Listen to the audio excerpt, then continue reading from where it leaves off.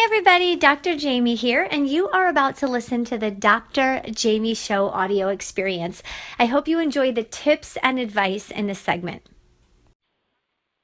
Hey everyone, Dr. Jaime here with the Dr. Jaime Show audio experience, and today I am with Glenn Palmiere, VP of Business Development at Medivu, medivu.com. That's MEDIVU.com, and he's going to give us the top 5 tips on understanding the healthcare system from a patient's perspective. I think this is so important. Because there's a lot of things we don't know as a patient, our rights, what we can do, what we can't do, what we should be doing to take control of our health. And Glenn is going to chat with us about that today. Glenn, welcome to the Dr. Jaime Show. Thank you, Dr. Jaime. It's a pleasure to be here.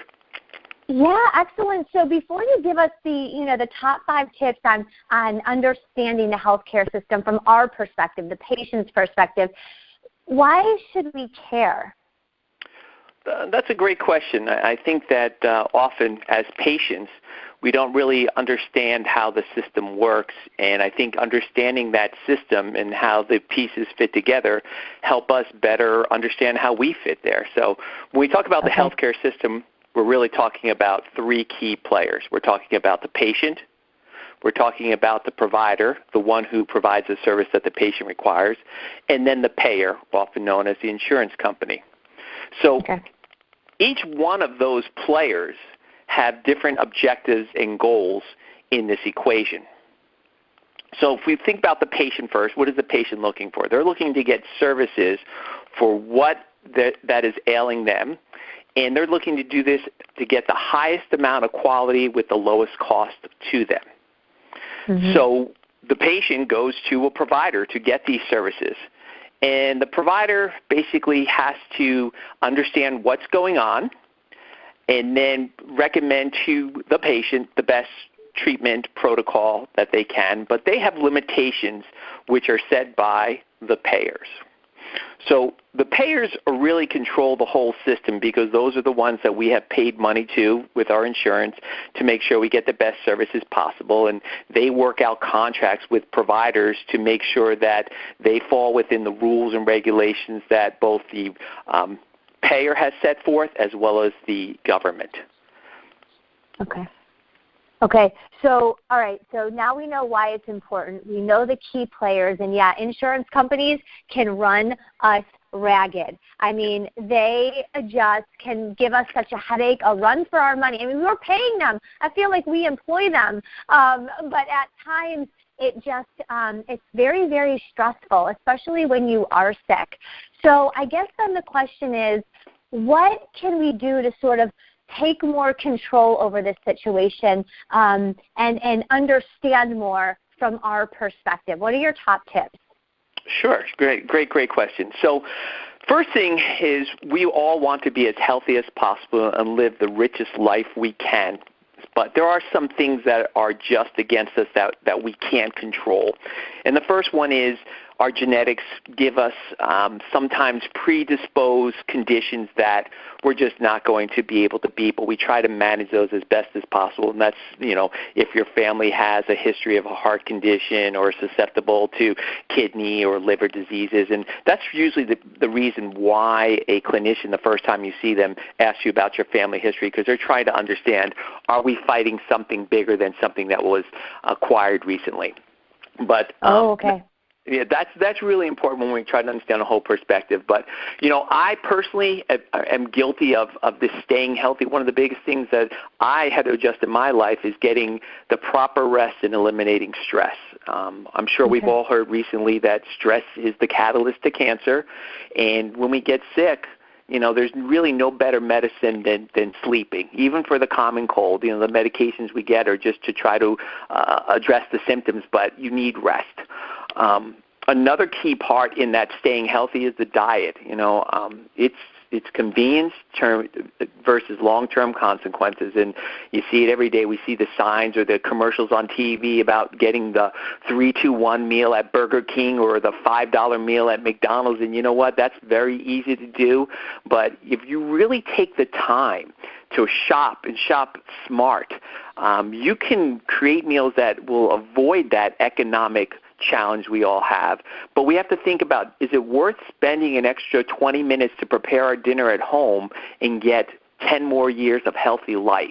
But these are personal choices people have to make. Yeah, absolutely. That's a great point. And I tell my clients 90% of serotonin is made in your gut. Serotonin is the chemical that makes you happy. So if you're eating fast foods, processed foods, taking a lot of antibiotics, that will really stop the serotonin from distributing through your body, and that's why you kind of feel like you're always like in that dip, in that funk. So it's really important, not just for long-term benefits, but immediate benefits. If you want that happier boost in your mood, you've got to eat healthy and more just healthy. That's what it boils down to. And I think when we eat healthy, we have more energy. When we have more energy, we make different choices. We make better choices.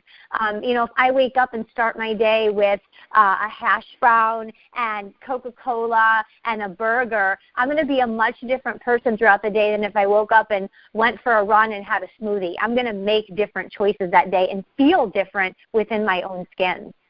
Absolutely, 100%. My wife personally wakes up at 4:30 every morning to go work out, and then teaches, all day long, and then comes home. And I know the first thing she wants to do is, go to sleep and rest. But she spends the time to make a very well-balanced, healthy meal for us because, it really is.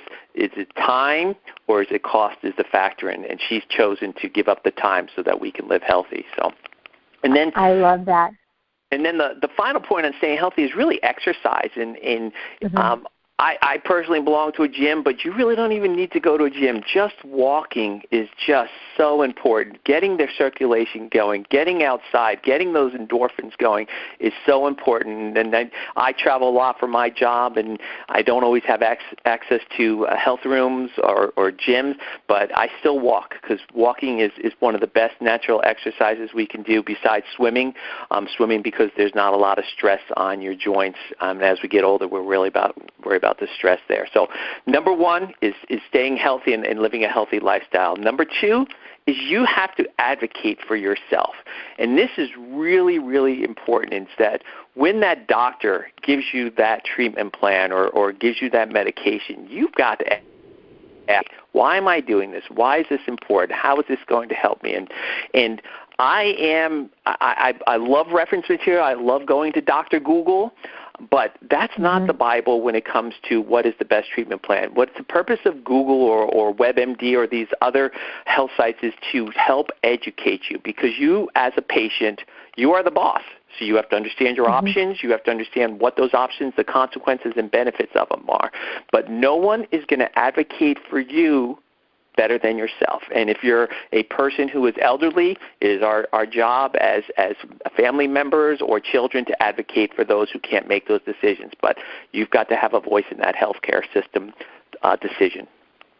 I love that. I think that's such a great point on two levels. One, I tell my clients, if you're going to go to the doctor and you're going to be getting medication or talking to him about something, do not go without a notepad with at least 5 questions written on there. I don't care if you have nothing to ask him, create it out of the world, but you need to go there and spark up a conversation and ask questions, and then write those questions down, because sometimes you're just like, oh my God, did I just hear what I heard, or what did he just say? And then you walk out of the room and you don't remember anything. So to write it down, and then to your point about advocating for yourself, I think it's not only important in healthcare, I think it's in many different areas of life. That's along the lines of what I preach to everyone. Speak up. Speak up and voice your opinion or ask for what you need, whether it's help, whether it's a raise at work, whether it's a promotion. We've got to start advocating more for ourselves, because people are people. They're not going to see all your accomplishments, or they're not going to be able to read your mind and know all the questions you have. Speak up. So I love that tip. I think that's great. Right. Well, the next tip I have is actually one I've learned recently. We were working on a project out in Colorado and working on what they call a shared care plan, and we had a chance to interview a lot of doctors and basically talk to them about what is the biggest challenge that they have. And it was very interesting that they had noted that honesty from the patient is one of the biggest challenges. And we think, how is that such a challenge? And it's the honesty of telling the whole story. Patients are scared when they go to the doctor, and they do not, especially, this is males especially, do not say everything that's going on because they're scared of the unknown. But it is no different than when you take your car to the mechanic and you say to them that the back tire is acting weird. And what you don't tell them is that you ran over the curb a week before, so they can understand, okay, well, this is why it's happening, you know. And they tell me that it takes a long time to build the trust with the patient in order for them to truly be honest with them so they know what is going on and how they can treat it. Yeah, and I can understand, too, like, you know, we are in a world of such judgment. So I can understand if someone goes in there and they don't want to say some of the things they do. Maybe they drink a little too much at night, or maybe they eat in the middle of the night, and they know it, but they're not going to say it because fear of being judged by the doctor, or them coming back and saying, you know that's wrong, you've got to cut that out. Well, yeah, I already know it's wrong. Yeah, I already know I need to cut it out. Clearly something else is going on. So, you know, I think it's the way that we're afraid of being judged at times. And in the society we live in right now, that is probably a paramount situation that people face, is being judged. The fourth tip I have is actually one which I think it seems, again, very obvious to people, but it's so prevalent it's ridiculous, is that being able to be compliant to the treatment plan, to follow the instructions the clinician has given to you, to comply to the medication. I mean, there's a reason when they give you an antibiotic and they tell you to take it until it's done, is because it needs to work completely. And Glenn, I've done this. It's terrible. I know. They say 10 days, and I'm like, oh, it's 8. I feel great. Yeah, and then it comes back. So, yeah, they're right on that one.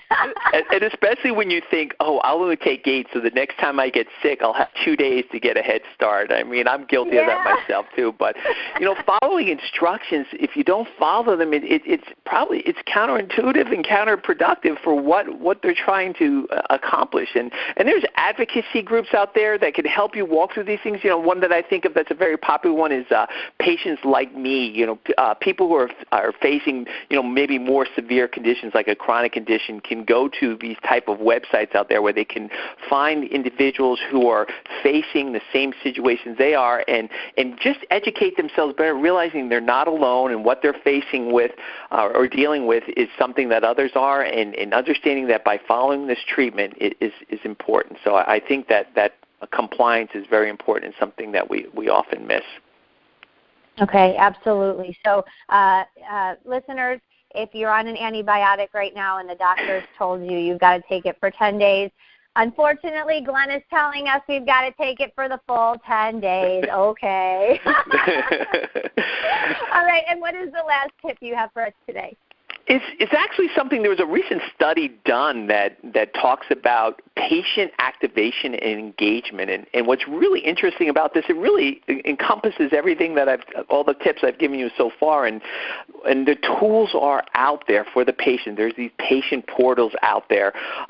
There's different mechanisms to understand what's going on and being part of the healthcare equation. And if we activate in our healthcare and we engage by understanding the information and following the instructions and signing on to our patient portals, or following the regimen that the payers have put forth for screening and testing, immunizations, you know, getting your flu shot once a year, making sure that if you're over 50 years old and you're a male, you have your preventive colonoscopy screening.